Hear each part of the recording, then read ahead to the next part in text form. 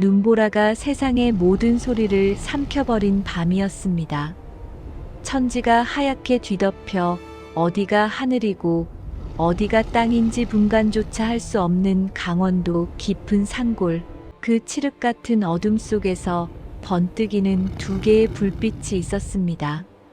그것은 등불이 아니었습니다. 상군이라 불리는 거대한 호랑이의 시퍼런 안광이었습니다.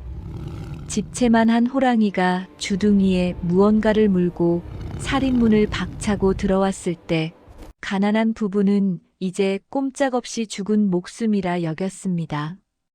허나 짐승이 입을 벌려 마루 끝에 툭 하고 내려놓은 것은 피 묻은 짐승의 고기가 아니었습니다. 그것은 포대기에 쌓여 앙칼지게 울어대는 핏덩이 같은 어린아이였습니다. 이야기는 강원도 두매산골 첩첩산중 오두막집에서 시작됩니다. 이곳에는 칠성이라는 사내와 그의 아내가 살고 있었습니다. 부부는 법 없이도 살 위인이요. 지나가던 개미 한 마리도 밟지 않을 만큼 심성이 고운 사람들이었습니다. 허나 하늘도 무심하시지 이들에게는 지독한 가난보다 더 뼈저린 한이 하나 있었으니 바로 슬아의 자식이 없다는 것이었습니다. 혼인한 지 어언 10년이 넘었건만 아내의 배는 불러올 기미가 없었고 방 아랫목은 늘 냉골처럼 식어 있었습니다. 남들은 자식놈이 속을 썩인다. 입 하나 더 늘어 죽겠다. 아우성이어도 칠성 부부에게는 그 소리마저 부러운 타령으로 들렸습니다. 겨울바람이 문풍지를 찢을 듯 우는 밤이면 아내는 남몰래 부엌 한 구석에서 눈물을 훔치곤 했습니다. 솥뚜껑을 열어도 김이 모락모락 나는 쌀밥 대신 시래기 죽만이 허멀건 얼굴을 내미는 살림살이였지만 부부가 서러운 것은 배고픔이 아니었습니다. 칠성이는 지게를 지고 산을 오를 때마다 생각했습니다. 내가 죽으면 누가 내 제사상에 술 한 잔 올려줄꼬. 그 막막한 적막감이 뼈마디에 사무쳐 도끼질하는 손끝이 파르르 떨리곤 했습니다. 마을 사람들은 칠성 부부를 보며 혀를 찼습니다. 전생에 무슨 죄를 지었기에 저리도 복이 없을까?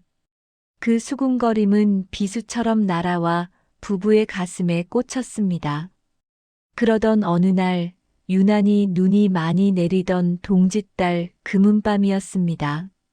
산짐승도 숨을 죽이고 바람만이 미친 듯이 울부짖던 그 밤 칠성인의 오두막은 위태롭게 흔들리고 있었습니다. 아궁이에 남은 불씨마저 사그라들 즈음 마당 저편에서 쿵, 쿵, 쿵 하는 소리가 들려왔습니다. 그것은 바람에 흔들리는 나뭇가지 소리가 아니었습니다. 땅을 울리는 묵직한 발걸음 소리였습니다. 칠성이는 본능적으로 방문을 걸어 잠그고 아내를 등 뒤로 숨겼습니다. 온몸의 털이 곤두서는 공포, 산속 생활 10수년에 단 한 번도 느껴보지 못한 살기였습니다. 여보, 이게 무슨 소리래요? 아내가 파랗게 질린 입술로 물었지만 칠성이는 대답 대신 마른 침만 삼켰습니다. 바로 그때였습니다. 으르렁 하는 짐승의 낮은 울음소리가 문 바로 앞에서 들려왔습니다. 문풍지 너머로 거대한 그림자가 드리워졌고 콧김이 문틈으로 훅 끼쳐 들어왔습니다. 호랑이였습니다.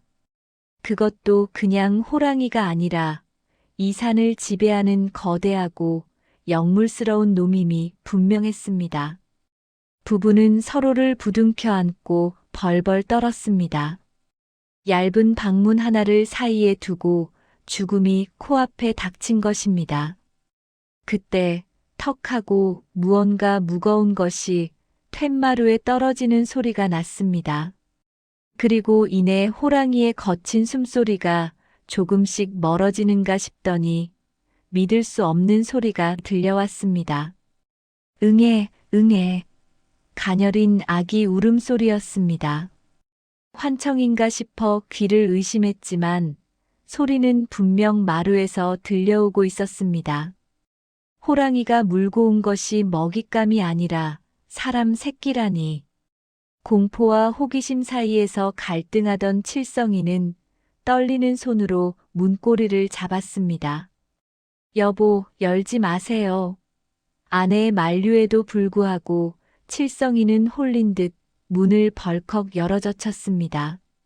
눈보라 치는 마당에는 호랑이의 발자국만이 덩그라니 찍혀 있고 짐승의 모습은 온데간데 없었습니다. 그리고 마루 끝 낡은 멍석 위에는 헌 비단 포대기에 쌓인 갓난아기가 자지러지게 울고 있었습니다.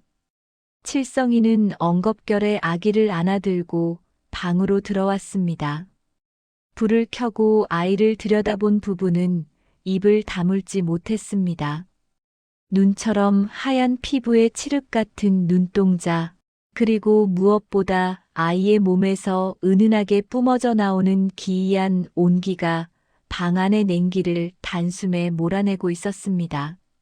아내의 품에 안기자마자 거짓말처럼 울음을 뚝 그친 아이는 방긋 웃으며 칠성이의 손가락을 꽉 쥐었습니다.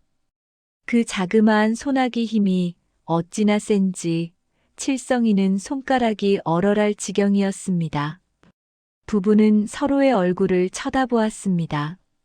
두려움은 사라지고 알 수 없는 벅찬 감정이 가슴 밑바닥에서부터 차올랐습니다. 여보, 이 아이 산신령님이 우리에게 점지해 주신 자식 아닐까요? 아내의 말에 칠성이는 고개를 끄덕였습니다. 호랑이가 물어다 준 아이, 엄동설한 눈밭을 뚫고 제 발로 찾아온 이 생명. 이것은 필시 하늘이 내린 운명이었습니다. 칠성이는 아이를 안은 채 다짐했습니다. 내 뼈가 부서지는 한이 있어도 이 아이만큼은 남부럽지 않게 키우겠노라고. 밖에는 여전히 눈보라가 몰아치고 있었지만 오두막 안은 10년 만에 처음으로 훈훈한 온기로 가득 찼습니다. 이것이 훗날 나라를 뒤흔들 영웅의 탄생, 그 서막이었습니다. 세월은 쏜살 같다 하더니 그 눈보라 치던 밤, 호랑이가 두고 간 핏덩이는 어느덧 7살배기 사내 아이로 자라났습니다. 이름은 산이라 지었습니다. 산에서 얻은 귀한 자식이라 하여 그리 불렀지요. 헌데 이 아이 자라면서 보여주는 꼴이 범상치 않았습니다. 젖을 떼자마자 밥 한 그릇을 뚝딱 비우더니 돌이 지나자마자 쌀가마니를 번쩍 들어 옮기는 것이 아니겠습니까? 동네 개들이 짖다가도 산이의 눈빛만 마주치면 꼬리를 말고 오줌을 지리기 일쑤였고 산이가 울면 멀쩡하던 하늘에서 천둥이 치는 기이한 일들이 꼬리를 물었습니다. 칠성이 부부는 이 아이가 그저 튼튼하게만 자라주길 바랐으나 하늘이 내린 재능은 주머니 속의 송곳과 같아서 감추려 해도 삐져나오는 법이었습니다. 그러던 어느 날 기어코 사단이 나고야 말았습니다. 때는 늦가을, 겨울 채비를 위해 칠성이가 지게를 지고 산 중턱으로 나무를 하러 갔을 때였습니다. 칠성이는 굵은 참나무 하나를 베어 넘기려 도끼질을 하고 있었고 어린 산이는 그 옆에서 도토리를 줍고 있었습니다. 쿵쿵 산을 울리는 도끼질 소리에 맞춰 아름드리 나무가 서서히 기울기 시작했습니다. 그런데 앞불싸 나무가 쓰러질 방향을 잘못 잡은 것이었습니다. 거대한 참나무가 칠성이가 서 있는 쪽으로 굉음을 내며 덮쳐오고 있었습니다. 아버지! 산이의 비명과 함께 칠성이는 눈을 질끈 감았습니다. 피할 새도 없었습니다. 집채만 한 나무가 머리 위로 떨어지는 순간 칠성이는 이제 죽었구나 싶어 오금이 저려왔습니다. 그런데 이상하게도 쿵 하는 소리만 났을 뿐 몸에 닿는 고통이 없었습니다.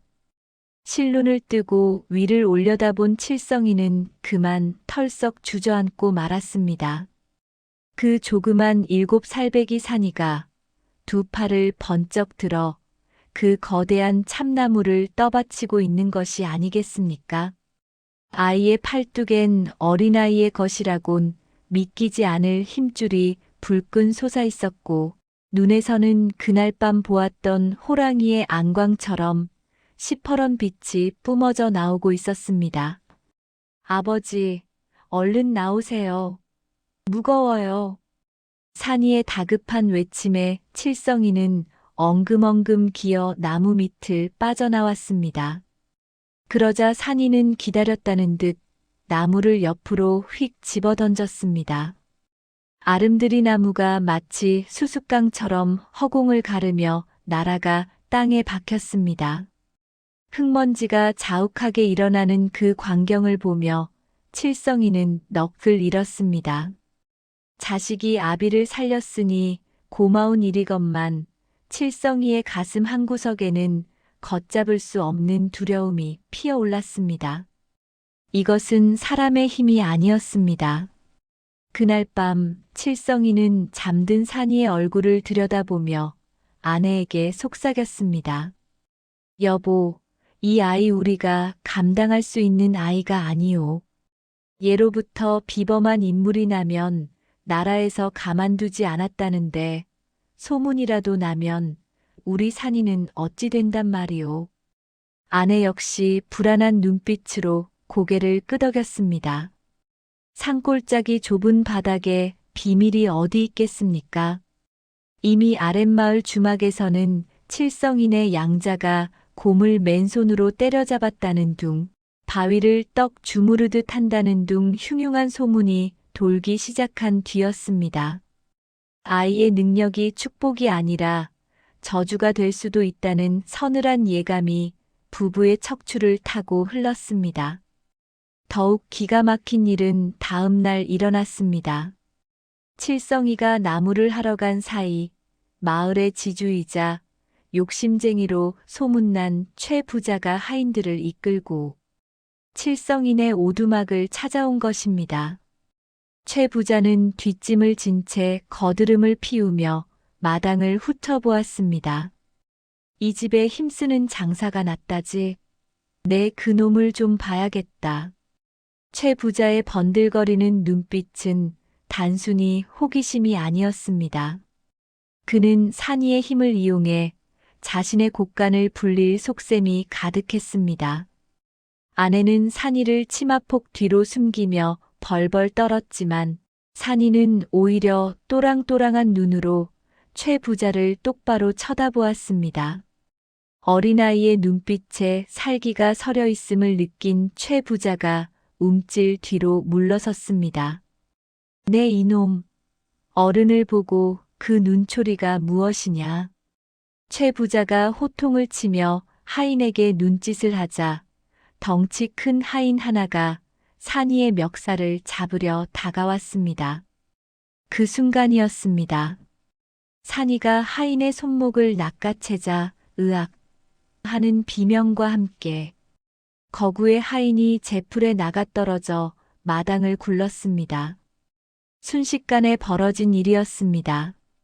최 부자와 나머지 하인들은 입을 떡 벌린 채 그 자리에 얼어붙었습니다. 그때 산이가 입을 열었습니다. 아직 변성기도 지나지 않은 앳된 목소리였지만 그 울림은 마치 산신령의 호통처럼 묵직했습니다. 우리 집에 함부로 들어오지 마시오. 아버지가 오시면 혼쭐이 날 테니. 최 부자는 혼비백산하여 도망쳤지만 이것이 끝이 아님을 칠성 부부는 직감했습니다. 아이의 비범함은 이제 세상 밖으로 드러나기 시작했고 그 힘을 탐내는 자들과 두려워하는 자들의 시선이 이 가난한 오두막으로 쏠리고 있었습니다. 평화롭던 산골 부부의 일상에 거대한 파도가 밀려오고 있었습니다. 과연 이 아이는 난세의 영웅이 될 것인가, 아니면 세상의 풍파에 휩쓸려 부서질 것인가. 이야기의 톱니바퀴는 이제 막 격렬하게 돌아가기 시작했습니다. 소문은 발 없는 말이 되어 천리를 간다 했던가요? 칠성인의 아이가 아름드리 나무를 젓가락처럼 집어던졌다는 이야기는 산 넘고 물 건너 삽시간에 고을 전체로 퍼져나갔습니다. 흉흉한 소문은 살을 덧붙여 아이가 산신령의 노여움을 산 유물이라느니 전생의 장군이 환생했다느니 하는 기이한 이야기로 변질되었습니다. 하지만 그 소문을 가장 먼저 그리고 가장 사악하게 이용하려 든 자는 역시나 최 부자였습니다. 최 부자의 탐욕은 밑 빠진 독과 같아서 채워도 끝이 없었습니다. 그는 단순히 힘센 머슴 하나를 얻으려는 게 아니었습니다. 그는 직감적으로 알았습니다. 저 아이만 손에 넣으면 이 고을의 모든 논밭은 물론이고 저 너머 한양 땅까지 제 이름을 떨칠 수 있으리라는 것을요. 그는 뱀 같은 눈을 가늘게 뜨고 칠성이네를 옥죄어올 계략을 꾸몄습니다. 며칠 뒤 칠성이가 장터에 다녀오는 길목에서 사단이 났습니다. 최 부자의 사주를 받은 왈패들이 칠성이의 지게를 발로 차 넘어뜨린 것입니다. 아이고, 이걸 어쩌나. 이 귀한 고려청자를 깨뜨리다니.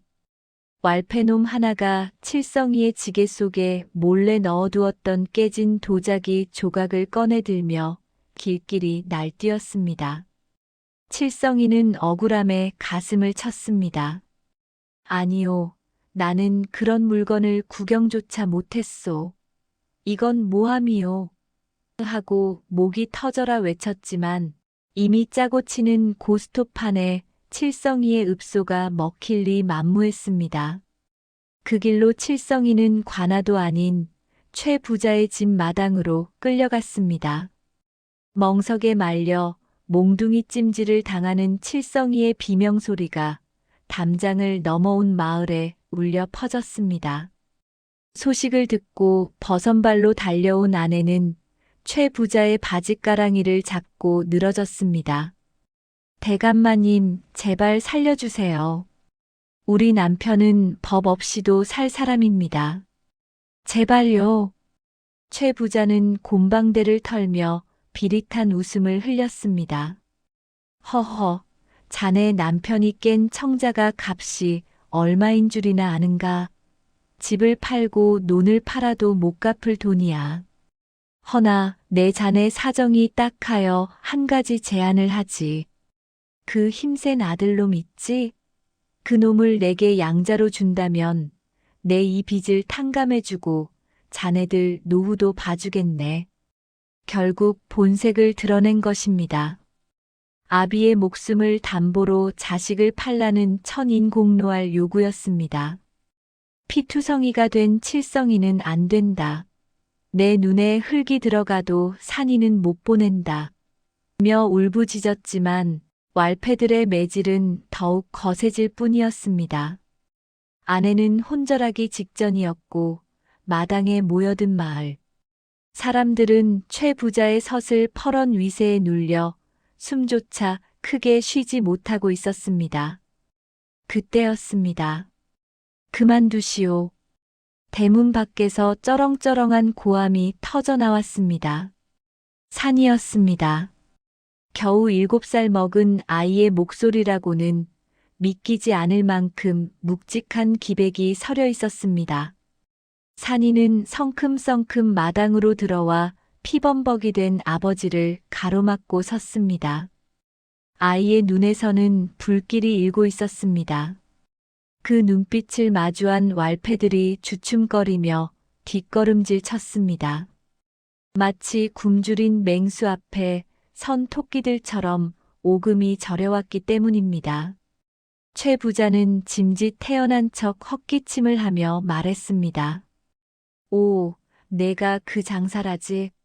내 아비가 내 귀한 물건을 깨뜨렸으니 이를 어찌하면 좋겠느냐. 산이는 부들부들 떨며 쓰러진 아버지를 일으켜 세우고는 최 부자를 노려보았습니다. 거짓말 마시오.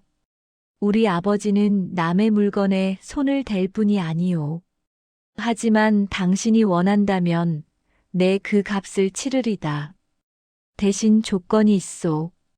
산이의 당돌한 태도에 최 부자의 눈썹이 꿈틀거렸습니다. 호, 조건이라.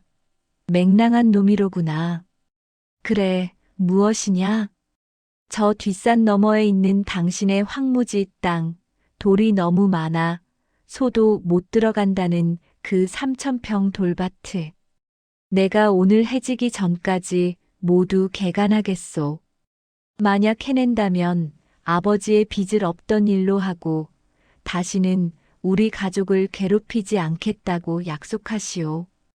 허나 내가 실패한다면 내 평생 당신의 종이 되겠소.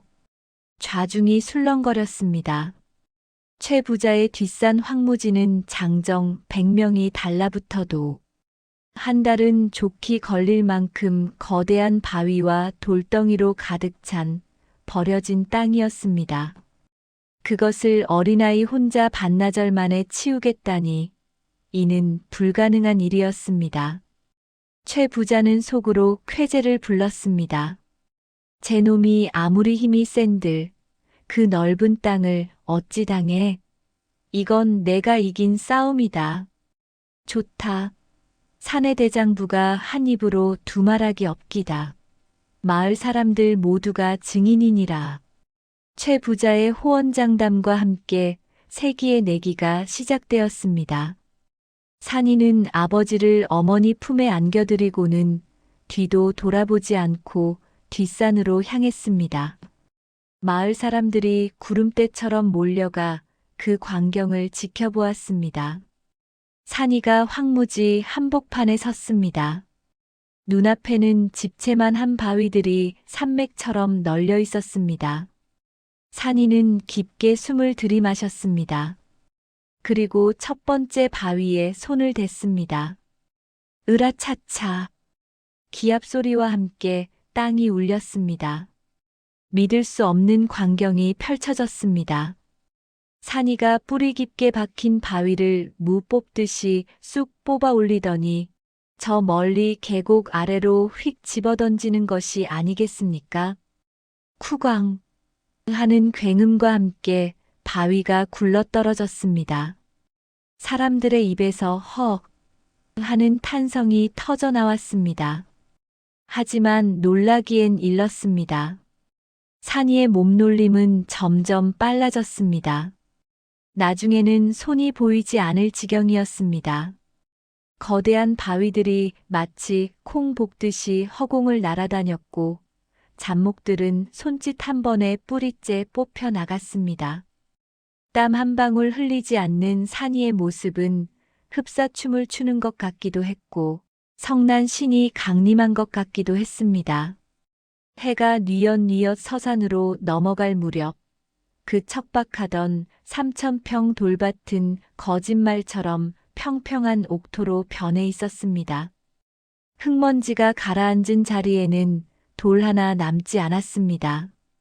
구경하던 마을 사람들은 그 신기에 압도되어 환호성조차 지르지 못하고 멍하니 서 있을 뿐이었습니다. 산이는 흙 묻은 손을 탁탁 털고 최 부자 앞으로 걸어왔습니다. 약속대로 다 치웠소. 이제 우리 아버지를 놓아주시오. 최 부자의 얼굴은 사색이 되다 못해 흙빛으로 변해 있었습니다. 자신이 평생을 공들여 모은 재산보다 더 큰 가치를 지닌 땅이 눈앞에 생겼지만 동시에 등골이 오싹해지는 공포가 엄습했습니다. 저놈은 사람이 아니다. 저런 괴물을 그냥 두었다간 내 목이 남아나지 않겠구나. 탐욕의 눈이 먼 최 부자는 해서는 안 될 선택을 하고 말았습니다. 그는 약속을 지키는 대신 숨겨두었던 사병들에게 눈짓을 보냈습니다. 이놈, 내가 요술을 부려 내 땅을 망쳐놓았구나. 여봐라, 저 요물을 당장 포박하여 관아로 넘겨라. 반항하면 죽여도 좋다. 적반하장도 유분수지. 최 부자는 뻔뻔하게 말을 뒤집었습니다. 숨죽이고 있던 사병들이 창과 칼을 빼들고 산이를 포위했습니다. 약속을 지켰음에도 돌아온 것은 배신과 칼날이었습니다.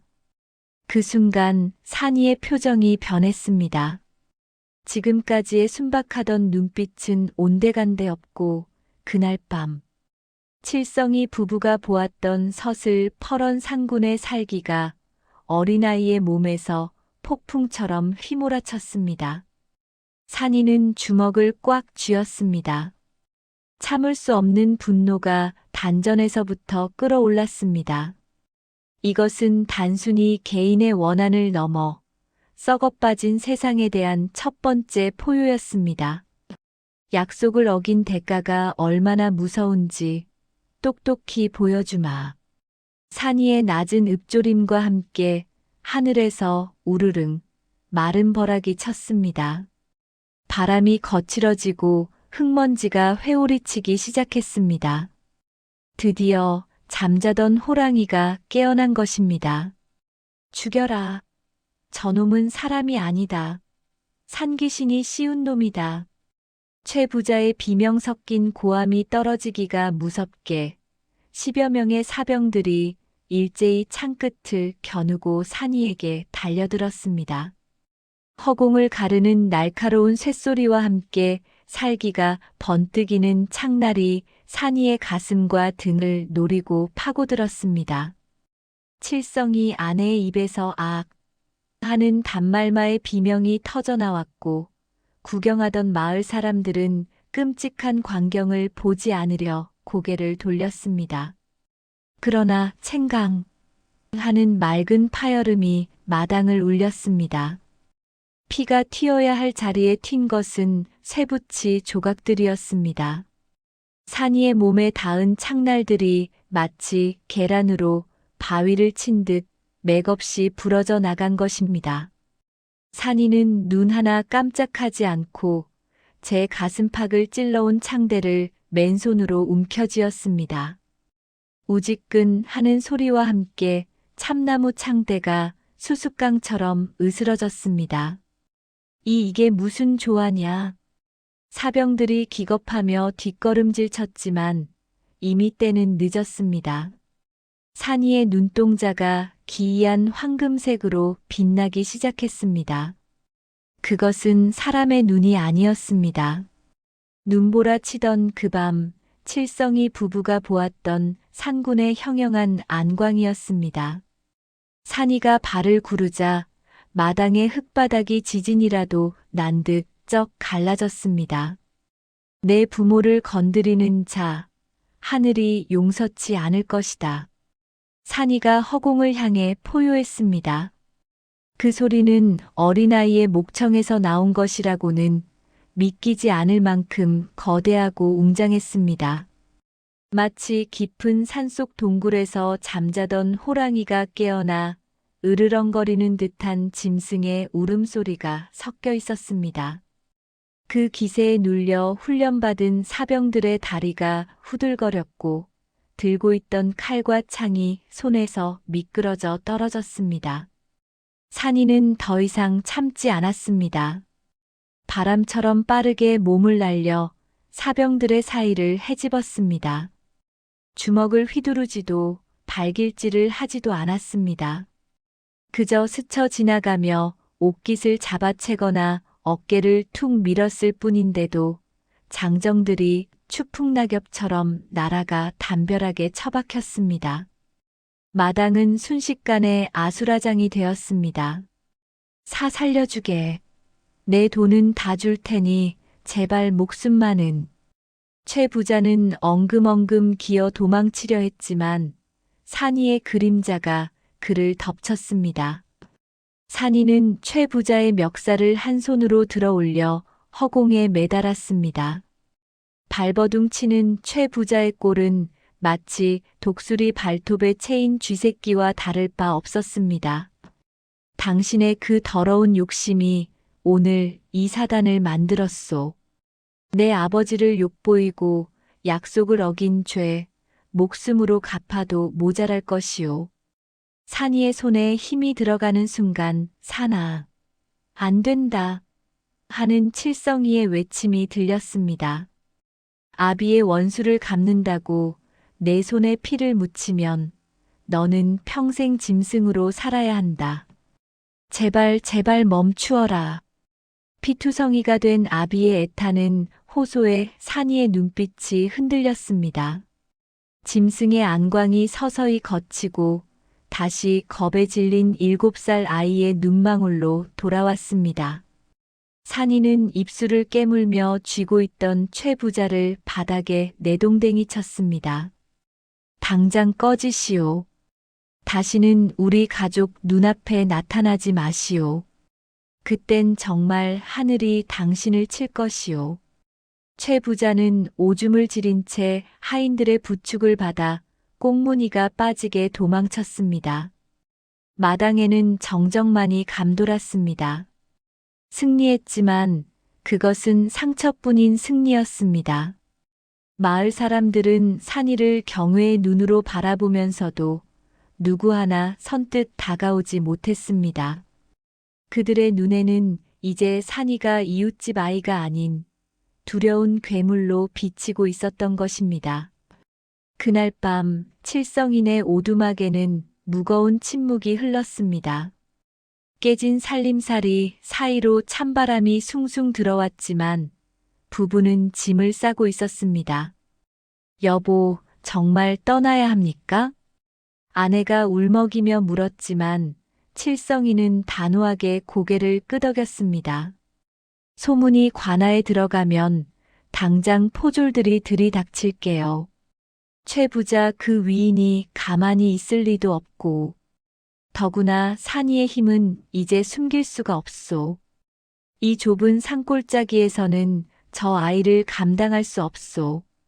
산이는 구석에 웅크리고 앉아 자신의 손을 내려다보고 있었습니다. 아버지를 구했지만 그 대가로 평화롭던 보금자리를 잃게 된 것이 자신의 탓인 것만 같았습니다. 그때 칠성이가 산이의 어깨를 감싸 안았습니다. 산아, 내 잘못이 아니다. 너는 훌륭한 일을 했다. 허나 세상은 넓고 내 힘을 필요로 하는 곳은 분명 따로 있을 게다. 우리는 이제 그곳을 찾아 떠나는 거란다. 새벽닭이 울기도 전 칠성이 가족은 정든 오두막을 뒤로하고 길을 떠났습니다. 눈발이 다시 흩날리기 시작했습니다. 그들이 고개를 넘을 때 산속 어디선가 어흥 하는 호랑이의 울음소리가 배웅하듯 길게 메아리 쳤습니다. 산이는 그 소리가 들려온 곳을 향해 큰 절을 올렸습니다. 자신을 살려준 친부모이자 자신에게 힘을 준 상군을 향한 작별 인사였습니다. 그렇게 그들은 정처 없는 유랑길에 올랐습니다. 하지만 시련은 끝이 아니라 시작이었습니다. 최 부자의 고변을 들은 관아에서는 영모를 꾀하는 괴력의 아이가 있다 하여 전국에 수배령을 내렸습니다. 현상금이 붙은 산이의 얼굴 그림이 저작거리마다 나붙었고 가족은 사람들의 눈을 피해 깊은 산속으로 더 깊은 골짜기로 숨어들어야 했습니다. 몇 년의 세월이 흘렀을까요? 산이는 이제 15의 훤칠한 소년으로 자라났습니다. 산속 생활은 그를 더욱 단단하게 만들었습니다. 칠성이 부부는 숯을 구워 팔며 근근히 생계를 이어갔고 산이는 낮에는 나무를 하고 밤에는 남몰래 무예를 익혔습니다.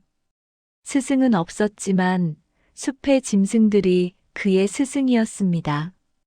바람의 흐름을 읽는 법은 독수리에게, 땅의 기운을 느끼는 법은 곰에게, 그리고 순식간에 상대의 급소를 노리는 법은 살게게 배웠습니다.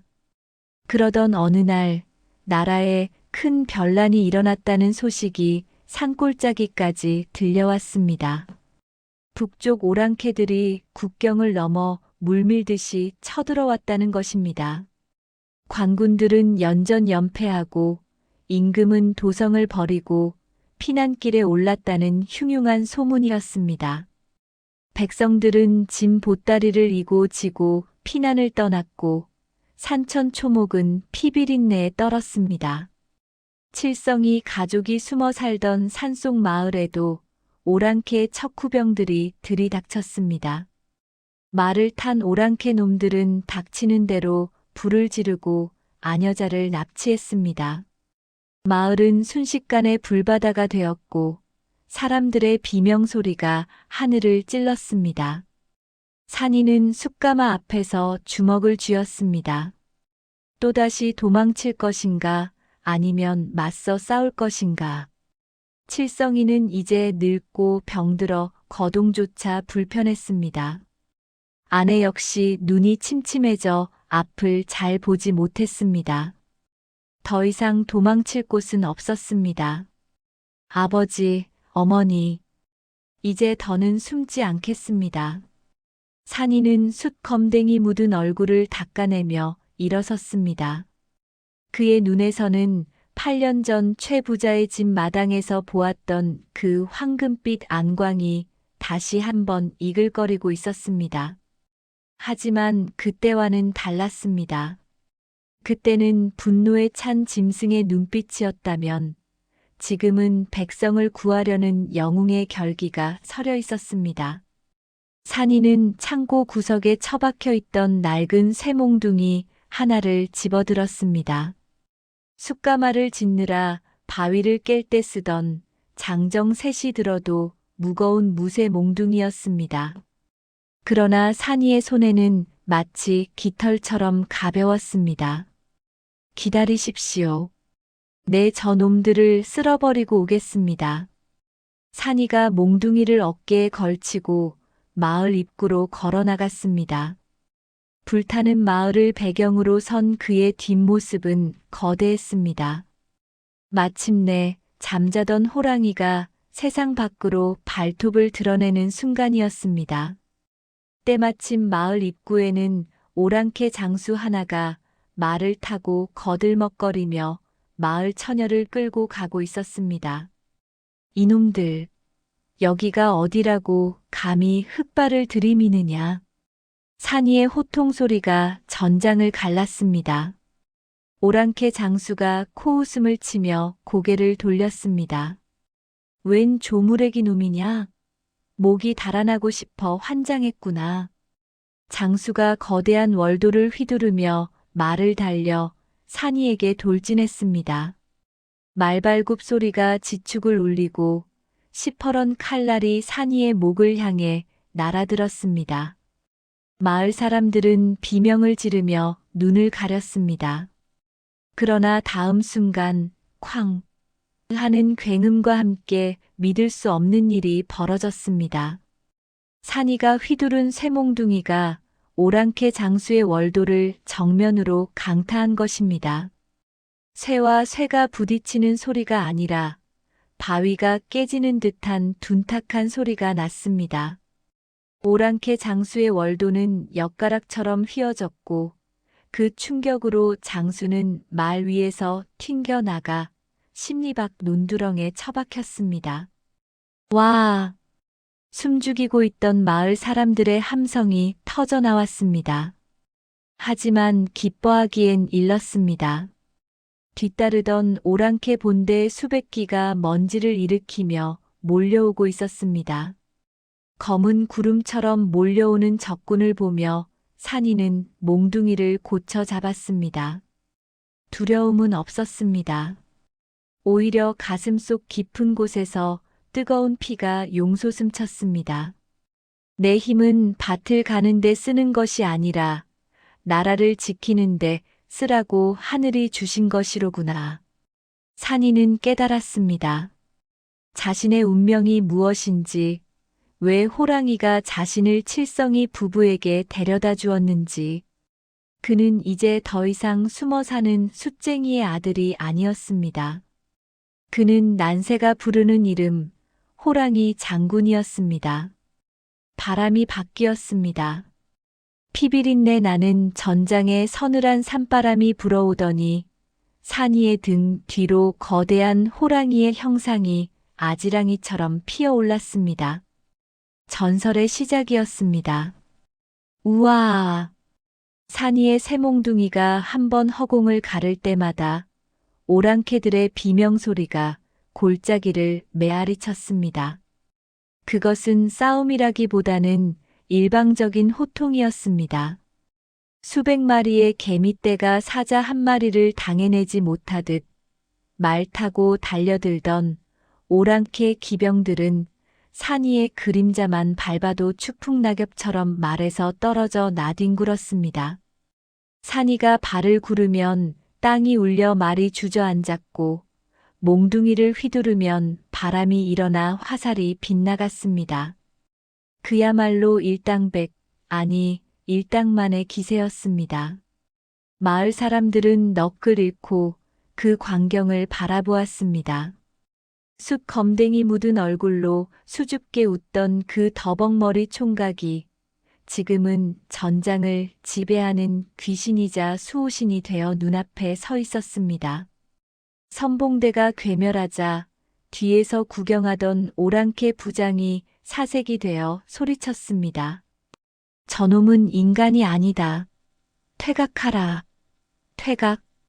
남은 오랑캐들이 꽁무니를 빼고 달아났지만 산이는 쫓지 않았습니다. 대신 무릎을 꿇고 계신 늙은 아버지 칠성이에게 달려가 넙죽 절을 올렸습니다. 아버지, 놀라셨지요? 이제 안심하십시오. 놈들은 물러갔습니다. 칠성이는 떨리는 손으로 아들의 피 묻은 뺨을 어루만졌습니다. 자식이 장한 것보다 혹여 어디 다치지는 않았을까 하는 어미, 아비의 마음이 앞선 탓입니다. 그러나 산이는 생채기 하나 없이 멀쩡했습니다. 오히려 그의 눈빛은 전보다 더 맑고 깊어져 있었습니다. 하지만 기쁨도 잠시였습니다. 도망친 오랑캐들이 본진에 합류하여 이 기막힌 소식을 전하자 오랑캐 적장 흑수는 길길이 날뛰었습니다. 흑수는 키가 9척이나 되고 힘이 장사라 곰을 맨손으로 찢어 죽인다는 소문이 자자한 흉악한 자였습니다. 그가 이끄는 5천의 본대 병력이 산이 있는 마을을 향해 진격해오기 시작했습니다. 감히 내 선봉대를 전멸시킨 놈이 산골짜기 촌놈이라. 내 그놈의 가죽을 벗겨 깃발로 삼으리라. 흑수의 군대가 몰려온다는 소식에 마을은 다시금 공포에 휩싸였습니다. 이제 겨우 한숨 돌렸나 싶었는데 이번에는 수백이 아닌 수천의 대군이었습니다. 산이 혼자 아무리 용 빼는 재주가 있다 한들 5천 명의 정규군을 어찌 당해내겠습니까? 마을 사람들은 짐을 싸서 피난을 가자며 아우성을 쳤습니다. 그때 산이가 마을 어귀의 큰 바위 위에 올라섰습니다. 여러분, 진정하십시오. 지금 피난을 가다가는 놈들의 기병에게 따라잡혀 모두 죽임을 당할 것입니다. 저 아랫마을로 내려가는 길목, 그 좁은 호랑이 고개만 막으면 놈들은 한 발짝도 들어오지 못할 것입니다. 아니, 그 좁은 길을 무슨 수로 막는단 말인가? 우리에겐 병사도 무기도 없는데. 촌장이 울상을 지으며 묻자 산이는 묵직한 쇠몽둥이를 어깨에 걸치며 담담하게 말했습니다. 제가 맡겠습니다. 뭐, 자네 혼자서 5천 명을? 사람들은 미쳤다고 했습니다. 아무리 힘이 세도 죽으러 가는 길이라며 칠성이 부부의 바짓가랑이를 잡고 말렸습니다. 하지만 산이의 결심은 확고했습니다. 그는 부모님 앞에 다시 한번 큰 절을 올렸습니다. 어머니, 아버지, 저를 믿으세요. 산신령님이 저를 보내주신 데는 다 이유가 있을 것입니다.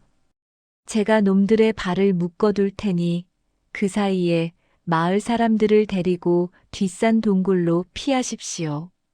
눈물을 흘리는 어머니를 뒤로 하고 산이는 홀로 호랑이 고개로 향했습니다. 고개는 양쪽이 절벽으로 된 좁은 협곡이라 한 번에 대여섯 명밖에 통과할 수 없는 천혜의 요새였습니다. 산이는 그 고갯마루 한복판에 떡하니 버티고 섰습니다. 이윽고 땅이 울리는 소리와 함께 검은 구름대 같은 흑수의 대군이 모습을 드러냈습니다. 깃발이 숲을 덮고 창칼이 햇빛을 받아 번쩍이는 위용은 보는 것만으로도 오금이 저릴 지경이었습니다. 선두에 선 흑수가 거대한 철퇴를 휘두르며 고개 입구에 당도했습니다. 그런데 웬걸 좁은 길목을 막고 있는 것은 군대가 아니라 앳된 소년 하나였습니다. 내 놈이냐? 내 부하들을 묵사발로 만든 놈이? 흑수가 코웃음을 치며 물었지만 산이는 대답 대신 쇠몽둥이를 땅에 쿵 하고 박았습니다. 그러자 고갯마루 전체가 흔들리며 낙석이 우수수 떨어졌습니다. 이곳은 내 부모와 이웃들이 사는 땅이다. 단 한 놈도 살아서는 못 지나간다. 건방진 놈, 짓밟아 버려라. 흑수의 명령에 기병대가 함성을 지르며 돌진했습니다. 좁은 협곡이라 말들은 속도를 줄일 수밖에 없었고 산이는 그 틈을 놓치지 않았습니다. 으라차차. 산이가 쇠몽둥이를 가로로 휘두르자 선두의 말 다리가 몽둥이에 걸려 넘어지면서 뒤따르던 말들이 줄줄이 엉켜 넘어졌습니다. 협곡은 순식간에 아비규환이 되었습니다. 산이는 쓰러진 말과 병사들을 방패 삼아 몽둥이를 풍차처럼 돌렸습니다. 좁은 길목이라 오랑캐들은 쪽수만 많았지 산이 한 명을 당해내지 못하고 자기들끼리 밟히고 치었습니다. 시체가 산처럼 쌓여 길을 막자 뒤에 있던 병사들은 겁을 먹고 전진하지 못했습니다. 한 명이 길을 막으니 10,000명이 지나가지 못하는 형국이 된 것입니다. 화가 머리끝까지 난 흑수가 직접 말에서 내려 앞으로 나섰습니다. 비키라. 내 직접 저놈의 목을 치겠다. 흑수는 자기 키보다 큰 철퇴를 붕붕 돌리며 산이에게 달려들었습니다. 흑수의 철퇴가 내리꽂히는 순간 산이는 피하지 않고 자신의 쇠몽둥이로 받아쳤습니다. 쾅! 천둥이 치는 듯한 굉음과 함께 불꽃이 튀었습니다. 두 괴력의 사내가 부딪히자 그 충격파로 주변에 있던 병사들이 나가떨어졌습니다. 흑수는 자신의 손목이 시큰거리는 것에 놀랐습니다. 곰을 때려잡는 자신의 힘을 정면에서 받아내고도 꿈쩍 않는 놈은 처음이었기 때문입니다. 제법이구나. 허나 언제까지 버틸 수 있을까? 흑수는 미친 듯이 철퇴를 휘둘렀습니다. 산이도 지지 않고 몽둥이를 맞부딪혔습니다. 챙, 쾅, 우지끈. 쇳덩이와 쇳덩이가 부딪힐 때마다 협곡의 바위가 갈라지고 흙먼지가 피어올랐습니다. 싸움은 해가 질 때까지 계속되었습니다. 산이의 옷은 땀과 피로 범벅이 되었고 숨은 턱 밑까지 차올랐습니다. 하지만 그의 두 발은 땅에 뿌리를 박은 듯 한치도 물러서지 않았습니다. 반면 흑수는 조바심이 나기 시작했습니다. 5천 대군이 고작 촌구석 애송이 하나에게 막혀 반나절을 허비했으니 군의 사기가 땅에 떨어진 것입니다. 이놈, 내 힘이 다 빠질 때까지 기다려주마. 여봐라, 궁수대는 뭐 하느냐. 저놈에게 화살비를 퍼부어라. 흑수가 비열하게 뒤로 빠지며 외쳤습니다.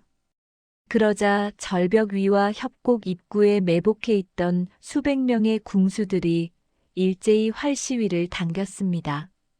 산이는 흑수와 싸우느라 기운이 빠진 상태였습니다. 하늘을 새까맣게 뒤덮으며 날아오는 화살비.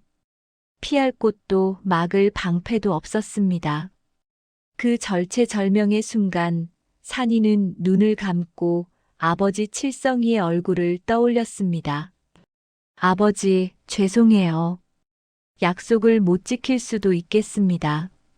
화살이 빗발치듯 쏟아지려는 찰나 갑자기 하늘에서 쿠르릉 하는 소리와 함께 먹구름이 몰려왔습니다. 그리고 거짓말처럼 거센 회오리 바람이 협곡 안으로 불어 닥쳤습니다. 날아오던 화살들이 바람에 휘말려 힘을 잃고 후두둑 땅으로 떨어지거나 오히려 오랑캐 쪽으로 되돌아가 박혔습니다. 으악! 이게 무슨 변고냐? 오랑캐들이 혼비백산하는 사이 협곡 절벽 위에서 누군가의 우렁찬 목소리가 들려왔습니다. 하늘이 내린 장군을 해하려는 자, 천벌을 받을 것이다. 고개를 들어보니 백발이 성성한 노인 하나가 지팡이를 짚고 서 있었습니다. 산이는 한눈에 알아보았습니다. 어릴 적 꿈속에서 자신을 안아주던 그 노인, 바로 이 산의 주인이자 자신을 점지해준 산신령의 화신이었습니다. 물론 남들 눈에는 지나가던 도인으로 보였겠지요. 노인이 지팡이를 내리치자 절벽 위에 집채만 한 바위들이 굴러떨어져 오랑캐의 퇴로를 막고 본진을 덮쳤습니다. 지금이다. 기회를 놓치지 않고 산이는 마지막 남은 힘을 짜내어 흑수에게 달려들었습니다. 당황한 흑수가 철퇴를 들어 올리기도 전에 산이의 쇠몽둥이가 흑수의 가슴팍을 강타했습니다. 단말마와 함께 거구의 흑수가 심리 밖으로 날아가 처박혔습니다. 적장이 쓰러지자 오랑캐 군대는 모래성처럼 무너져 내렸습니다. 장군이 죽었다. 도망쳐라. 혼란에 빠진 적군들이 서로를 밟고 도망치느라 아수라장이 되었습니다. 산이는 그 자리에 털썩 주저앉았습니다. 긴장이 풀리자 온몸의 뼈마디가 쑤셔왔습니다. 하지만 입가에는 미소가 번졌습니다. 지켜냈다는 안도감, 그리고 자신의 힘이 어디서 왔는지에 대한 깨달음이 온몸을 휘감았습니다. 한편 이 기적 같은 승전보는 바람을 타고 왕이 피난해 있는 행궁까지 전해졌습니다. 전하, 강원도 산골에 호랑이 같은 장수가 나타나 홀로 5천 적군을 물리쳤다 하옵니다. 백성들은 그를 호랑이 장군이라 부르며 따르고 있다 합니다. 시름에 잠겨있던 왕의 눈이 번쩍 뜨였습니다. 그게 사실이냐? 당장 그 장수를 찾아라. 그가 이 나라를 구할 희망이다. 왕의 특명을 받은 파발마가 흙먼지를 일으키며 산골로 달려갔습니다. 바야흐로 산골 소년 산이가 역적의 누명을 벗고 나라를 구할 구국 영웅으로 세상의 중심에 서게 되는 순간이었습니다. 하지만 운명은 그리 호락호락하지 않았습니다. 산이의 명성이 높아질수록 조정의 간신배들은 그를 시기하여 또 다른 음모를 꾸미기 시작했습니다. 힘이 너무 강한 자는 왕권의 위협이 된다는 간신들의 속삭임. 외세의 침략보다 더 무서운 내부의 적이 산이를 기다리고 있었습니다. 호랑이 장군 산, 과연 그는 적군의 칼날과 아군의 의심 속에서 끝까지 나라와 가족을 지켜낼 수 있을까요? 칠성인의 오두막 앞은 눈물바다가 되었습니다. 임금님의 어명이 적힌 교지를 들고 온 파발마가 마당에 들이닥쳤을 때 칠성인은 털썩 주저앉고 말았습니다. 나라가 위태로우니 호랑이 장군은 급히 도성으로 올라와 적을 막으라는 명이었습니다. 거부할 수 없는 하늘의 뜻이자 나라의 부름이었습니다. 아버지, 어머니, 부디 강령하십시오. 이 나라의 흙먼지 하나라도 오랑캐 놈들이 밟지 못하게 하고 돌아오겠습니다. 산이는 눈물을 삼키며 부모님께 큰 절을 올렸습니다. 아비 칠성이는 아들의 손을 꼭 잡고 놓지 못했습니다. 그 투박하고 거친 손마디에서 전해지는 떨림이 산이의 가슴을 후벼 팠습니다. 살아서 꼭 살아서만 돌아오너라. 대장군도 싫고 영웅도 싫다. 내 아들 산이로만 돌아오너라. 어머니는 말조차 잇지 못하고 치마폭으로 얼굴을 감싼 채 오열했습니다. 산이는 이를 악물고 말에 올랐습니다. 뒤를 돌아보면 발길이 떨어지지 않을까봐 앞만 보고 달렸습니다. 등 뒤로 멀어지는 고향 산천, 그리고 늙은 부모의 그림자가 어른거려 눈앞이 흐려졌지만 그는 멈출 수 없었습니다. 이것이 영웅의 숙명이라면 받아들여야 했습니다. 도성 한양에 도착한 산이는 걸레로 들어갔습니다. 으리으리한 기와집과 화려한 단청, 비단 옷을 입은 대신들이 즐비했지만 산이의 눈에는 그 모든 것이 허울 좋은 껍데기로 보였습니다. 백성들은 피를 흘리며 쓰러지는데 이곳의 공기는 너무나 평온하고 기름졌기 때문입니다. 임금은 산이를 보자마자 용상에서 내려와 손을 잡았습니다. 오, 그대가 바로 호랑이 장군인가? 짐은 그대만 믿네. 저 북쪽 국경의 북관산성이 풍전등화라 하네. 그곳이 뚫리면 도성까지는 시간 문제야. 임금의 눈은 절박했지만 그 뒤에 서 있는 대신들의 눈빛은 달랐습니다. 특히 병조판서 조대감의 눈은 마치 먹이를 노리는 뱀처럼 차갑고 비릿했습니다. 그는 산이의 무용담을 들을 때마다 입꼬리를 실룩거리며 불쾌한 기색을 감추지 못했습니다. 천안 출신의 풋내기가 하루아침에 나라의 영웅이 되어 임금의 총애를 받는 꼴이 배가 아파 견딜 수 없었던 것입니다. 저놈을 살려두면 훗날 내 자리가 위태롭겠구나. 전쟁터에서 쥐도 새도 모르게 죽여 없애야지. 조대감은 음흉한 미소를 지으며 임금에게 아뢰었습니다. 전하, 호랑이 장군의 기세가 하늘을 찌르니 굳이 많은 군사를 딸려보낼 필요가 있겠습니까? 군량미와 병장기를 넉넉히 주되 병력은 소수 정예로 보내심이 옳을 줄 아래오. 그래야 적들이 방심할 것입니다. 임금은 조대감의 속셈도 모르고 고개를 끄덕였습니다. 결국 산이에게 주어진 병력은 고작 3천. 적은 10만 대군이었습니다. 이것은 싸우러 가라는 것이 아니라 죽으러 가라는 말이었습니다.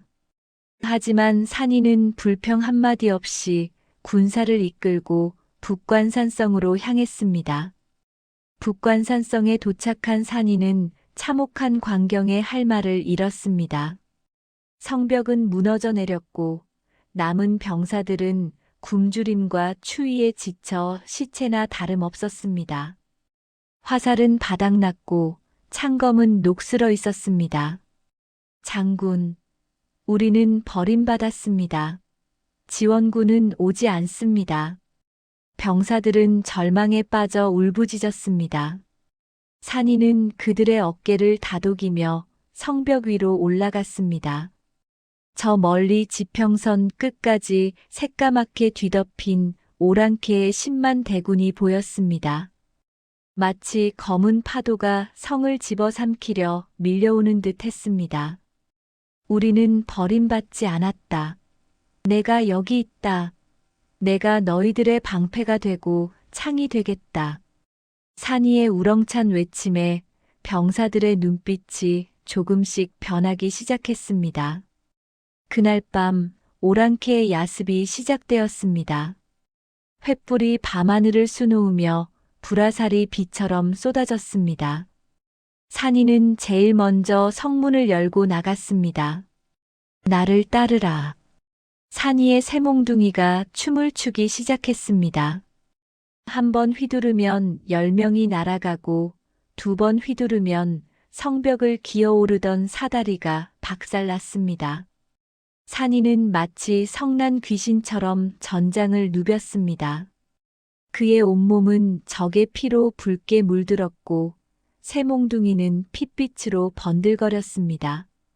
3,000명의 병사들도 산이의 기세에 힘입어 죽기를 각오하고 싸웠습니다.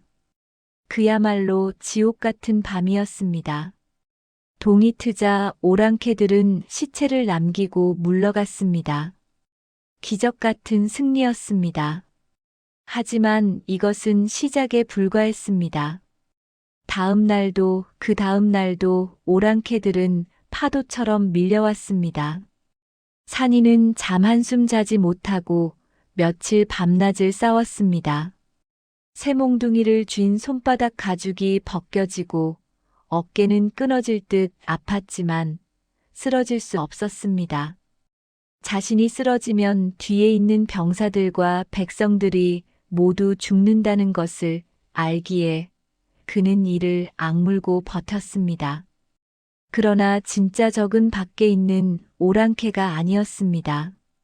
성 안의 식량이 바닥나기 시작한 것입니다.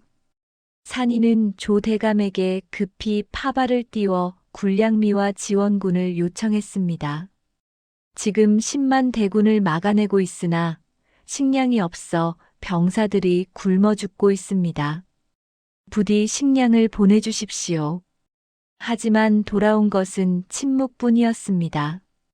조대감은 산이의 서차를 구겨 불태워버렸습니다. 건방진 놈. 거기서 굶어 죽어라. 그래야 내가 영웅이 아니라 무능한 패장으로 기록될 테니까. 조대감은 오히려 산이가 적과 내통하고 있다는 거짓 상소를 임금에게 올렸습니다. 임금은 간신들의 말에 현혹되어 지원군 파견을 미루었습니다. 북관산성은 고립무원의 섬이 되었습니다. 병사들은 말 가죽을 삶아먹고 쥐를 잡아먹으며 버텼습니다. 산이도 며칠째 물 한 모금 마시지 못한 채 성벽을 지켰습니다. 그의 초인적인 힘도 굶주림 앞에서는 속수무책이었습니다. 새몽둥이가 천근만근 무겁게 느껴졌습니다. 그러던 어느 날 오랑캐의 총공세가 시작되었습니다. 이번에는 10만 대군이 한꺼번에 몰려왔습니다. 성벽 곳곳이 무너지고 병사들은 하나둘씩 쓰러져 갔습니다. 산이는 홀로 성문 앞을 지키며 몰려오는 적들을 막아냈지만 역부족이었습니다. 장군, 피하십시오. 성이 뚫립니다. 부관이 피를 토하며 외쳤지만 산이는 고개를 저었습니다. 내가 물러나면 내 부모와 내 나라 백성은 누가 지키느냐. 그때였습니다. 적진 한가운데서 오랑캐의 대장군 칸이 거대한 코끼리를 타고 나타났습니다. 칸은 산이를 보며 비웃었습니다. 내 놈이 호랑이 장군이냐? 꼴이 말이 아니구나. 너희 나라는 너를 버렸다. 내게 무릎 꿇으면 목숨은 살려주마. 산이는 비틀거리며 일어섰습니다. 그의 눈은 퀭했지만 그 안의 불꽃은 꺼지지 않았습니다. 내 목숨은 하늘에 달린 것이지 내 놈에게 달린 것이 아니다. 그리고 내 조국이 나를 버려도 나는 내 조국을 버리지 않는다. 산이는 마지막 힘을 짜내어 포효했습니다. 그 소리는 굶주린 호랑이의 울부짖음처럼 처절하고도 맹렬했습니다. 산이는 쇠몽둥이를 땅에 질질 끌며 코끼리를 향해 달려갔습니다. 화살이 빗발쳤지만 그는 멈추지 않았습니다. 몸에 화살이 박히고 창에 찔려도 그는 오직 칸의 목을 향해 전진했습니다. 아버지, 어머니, 죄송합니다. 이것이 마지막일지도 모르겠습니다. 산이의 눈앞이 아득해졌습니다. 정신이 혼미해지는 순간 갑자기 등 뒤에서 와 하는 함성이 들려왔습니다. 환청인가 싶어 뒤를 돌아본 산이의 눈이 커졌습니다. 그것은 관군이 아니었습니다. 낙과 괭이, 죽창을 든 백성들이었습니다. 칠성이 아버지가 앞장서고 마을 사람들이 뒤따르고 그 뒤로 전국의 의병들이 구름대처럼 몰려오고 있었습니다. 나라가 버린 장군을 구하기 위해 백성들이 스스로 일어난 것입니다. 산아, 아비가 왔다. 칠성이의 목이 터져라 외치는 소리에 산이의 가슴 속에서 뜨거운 것이 울컥 치솟았습니다. 꺼져가던 생명의 불씨가 다시 활활 타오르기 시작했습니다. 아, 아버지. 산이는 다시 쇠몽둥이를 고쳐 잡았습니다. 혼자가 아니었습니다. 이제 그는 고립된 섬이 아니라 거대한 산맥이 되어 적을 마주했습니다. 저놈들을 쓸어버려라. 산이의 호령과 함께 백성들의 분노가 폭풍처럼 오랑캐를 덮쳤습니다. 진정한 반격은 이제부터였습니다. 와! 지평선을 가득 메운 것은 화려한 갑옷을 입은 관군이 아니었습니다. 흑투성이 무명옷에 집신을 신고 손에는 녹슨 낙과 괭이, 도리깨를 든 우리네 아버지, 형님, 아우들이었습니다. 그 맨 앞줄, 흰 머리카락을 휘날리며 달려오는 이는 다름 아닌 산이의 아버지 칠성이었습니다. 지팡이 대신 몽둥이를 든 늙은 아비의 눈에는 자식을 살리겠다는 일념 하나만이 이글거리고 있었습니다. 산아, 우리가 왔다. 백성들이 왔다. 아버지의 목소리가 전장에 울려 퍼지는 순간 산이의 심장이 다시금 거세게 뛰기 시작했습니다. 방금 전까지 손가락 하나 까딱할 수 없을 만큼 무거웠던 몸에 알 수 없는 뜨거운 기운이 펄펄 끓어올랐습니다. 그것은 혼자가 아니라는 안도감이자 내 뒤에 지켜야 할 사람들이 있다는 장수의 본능이었습니다. 이놈들, 감히 누구 땅이라고 함부로 발을 들이느냐. 의병들의 기세는 맹렬했습니다.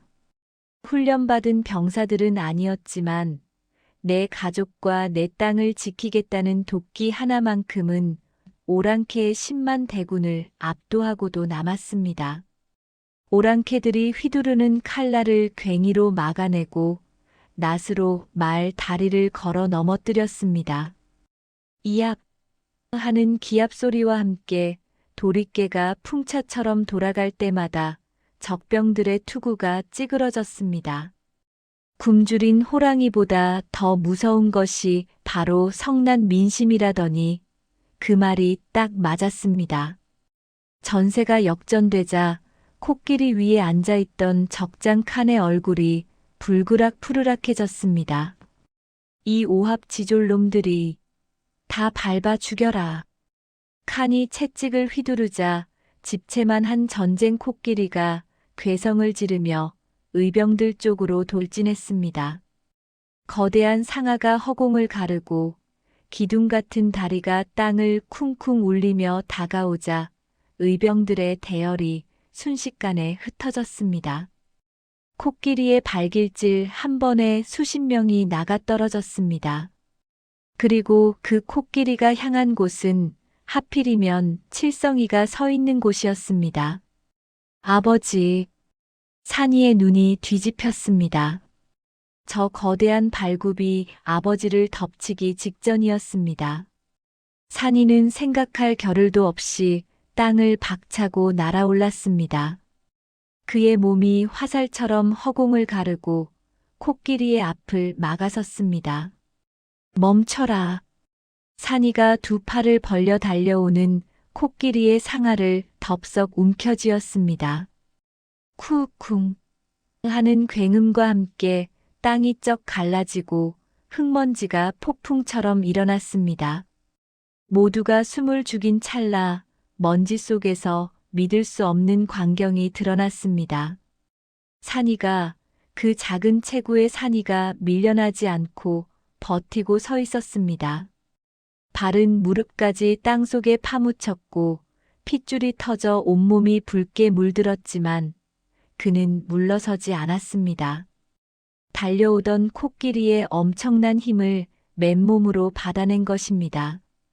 코끼리가 당황하여 비명을 지르며 발버둥 쳤지만 산이의 소나기에서 벗어나지 못했습니다. 이건 말도 안 돼. 칸이 기겁하며 코끼리 위에서 창을 내리꽂으려 했습니다. 바로 그때였습니다. 산이가 고개를 들어 칸을 노려보았습니다. 그 눈빛은 이제 인간의 것이 아니었습니다. 나라를 구하고 부모를 지키려는 수호신의 분노, 그 자체였습니다. 내 아버지를 건드리는 놈은 신이라도 용서치 않는다. 산이가 마지막 기압을 모아 코끼리의 상아를 비틀어 업어치기를 시도했습니다. 으라차차차. 천지가 개벽하는 듯한 포효와 함께 산만한 코끼리의 몸체가 허공으로 붕 떴습니다. 중력을 거스른 기적 같은 힘이었습니다. 코끼리와 그 위에 타고 있던 칸이 그대로 뒤집혀 바닥으로 내동댕이 쳐졌습니다. 쿵! 지진이 난 듯 전장이 흔들렸습니다. 칸은 비명 한 번 지르지 못하고 기절해버렸고 무적이라 불리던 전쟁 코끼리는 거품을 물고 쓰러졌습니다. 그 압도적인 광경에 오랑캐 10만 대군은 얼어붙어 창을 떨어뜨렸습니다. 정막이 흘렀습니다. 산이는 거친 숨을 몰아쉬며 피 묻은 손을 털고 일어섰습니다. 그러고는 멍하니 서 있는 오랑캐들을 향해 쩌렁쩌렁하게 외쳤습니다. 내 놈들의 대장은 쓰러졌다. 살고 싶거든 썩 물러가라. 그 목소리는 천둥 소리보다 더 무겁게 적들의 가슴을 때렸습니다. 대장을 잃은 오랑캐들은 전의를 상실하고 쥐새끼처럼 도망치기 시작했습니다. 와! 의병들과 관군의 함성이 하늘을 찔렀습니다. 승리였습니다. 그 누구도 예상치 못한 버림받은 장수와 이름 없는 백성들이 만들어낸 위대한 승리였습니다. 사람들은 산이에게 달려와 그를 행갈에 쳤습니다. 호랑이 장군 만세, 조선 만세. 환호성 속에서 산이는 아버지를 찾았습니다. 칠성이는 흑투성이가 된 얼굴로 눈물을 훔치며 서 있었습니다. 산이가 다가가 아버지 앞에 무릎을 꿇자 칠성이는 와락 아들을 끌어안았습니다. 장하다. 내 아들 산아. 정말 장하다. 내가 이 나라를 살렸다. 아닙니다, 아버지. 아버지가, 우리 백성들이 저를 살리셨습니다. 두 부자의 뜨거운 포옹 위로 찬란한 아침 햇살이 쏟아져 내렸습니다. 조정의 간신배들이 보낸 거짓 첩보와 시기 질투도 이 눈부신 승리 앞에서는 맥을 추지 못할 것입니다. 백성들의 입에서 입으로 전해질 이날의 무용담은 이제 신화가 되어 역사에 기록될 준비를 마쳤습니다. 하지만 이야기는 여기서 끝이 아닙니다. 전쟁이 끝난 후 산이에게는 또 다른 어쩌면 칼과 창보다 더 날카로운 선택의 순간이 기다리고 있었습니다. 임금과 간신, 그리고 영웅. 과연 산이는 그 소용돌이 속에서 어떤 결말을 맺게 될까요? 전쟁이 끝나고 도성으로 돌아오는 개선 행렬은 그야말로 장관이었습니다. 비단 옷을 입은 고관 대작들이 아니라 지게를 진 촌부들과 호미를 든 아낙네들이 호랑이, 장군 산이를 무동 태우고 덩실덩실 춤을 추며 입성했으니 말입니다. 백성들의 함성은 궁궐 담장을 넘어 임금의 귀까지 들어갔습니다. 전하, 호랑이 장군이 오랑캐를 물리치고 돌아왔사옵니다. 백성들이 그를 하늘이 내린 영웅이라 칭송하고 있사옵니다.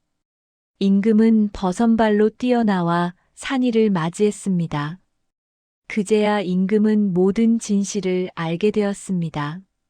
산이가 굶주림 속에서도 끝까지 성을 지켰다는 것, 그리고 간신 조 대감이 구원병을 보내지 않고 거짓 보고를 올렸다는 사실을 말입니다. 임금의 얼굴이 불같이 달아올랐습니다. 여봐라. 당장 나라를 팔아먹고 충신을 모함한 조대감을 하옥하라. 내 친히 국문하여 그 죄를 엄히 물을 것이다. 추상 같은 호령이 떨어지자 권세를 믿고 날뛰던 조대감과 간신배들은 줄줄이 굴비 엮이듯 끌려나가 형장의 이슬로 사라졌습니다. 10년 묵은 체증이 확 내려가는 통쾌한 순간이었습니다. 백성들은 만세를 불렀고 산이는 그 모습을 보며 비로소 활짝 웃었습니다. 임금은 산이의 두 손을 꼭 잡고 말했습니다. 그대가 아니었으면 이 나라는 오랑캐의 말발굽 아래 짓밟혔을 것이다. 내 그대에게 대장군의 직위와 만석직이 땅을 내릴 것이니 부디 거래 남아 짐을 보필해다오. 모두가 숨을 죽이고 산이의 대답을 기다렸습니다. 부귀영화가 보장된 탄탄대로가 열린 셈이니 거절할 이유가 없어 보였습니다. 허나 산이는 조용히 고개를 저으며 무릎을 꿇었습니다. 전하, 성은이 망극하옵니다. 하오나 소신은 장군이기 전에 산골 촌부의 아들이옵니다. 제 늙은 부모님이 고향에서 저를 기다리고 계십니다. 저는 칼을 잡는 것보다 쟁기를 잡는 것이 더 어울리는 사람입니다. 부디 저를 고향으로 보내주십시오. 임금은 탐복했습니다. 공을 세우고도 자랑하지 않고 권력 앞에서도 흔들리지 않는 그 마음이 진정 난세의 영웅다웠기 때문입니다. 오, 참으로 아름다운 효심이고 충심이로다.